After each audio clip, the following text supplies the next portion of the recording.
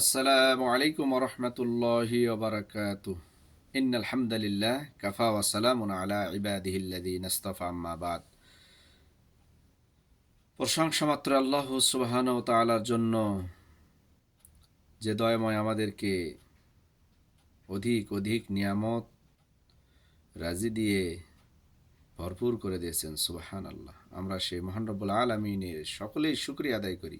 আলহামদুলিল্লাহ, আলহামদুলিল্লাহ, আলহামদুলিল্লাহ। প্রিয় নবীর প্রতি আমরা দরুদ পাঠ করি, আল্লাহুম্মা সাল্লি আলাই, আল্লাহুম্মা বারিক আলাই।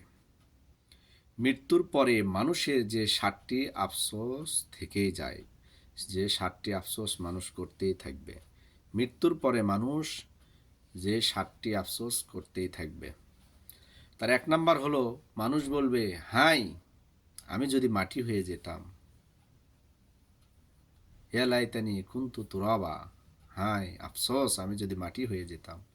2 নাম্বার, আমি যদি পরকালের জন্য কিছু পাঠাতাম।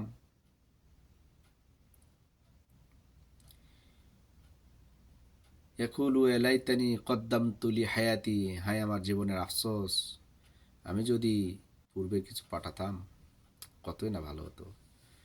3, আমাকে যদি আমলনামা দেওয়া হতো, ভালো আমলনামা যদি আমার ঘাড়ে থাকতো। 4 নাম্বার, আমি যদি বন্ধু নামে কাউকে গ্রহণ না করতাম। 5 নাম্বার, আমি যদি আল্লাহ রসুল সাল্লাল্লাহু আলাইহি সাল্লামের আনুগত্য করতাম, মেনে চলতাম। 6 নাম্বার, আমি যদি রাসূলের পথ অবলম্বন করতাম, রাসূলের সুন্নাহ তরিকা মেনে চলতাম।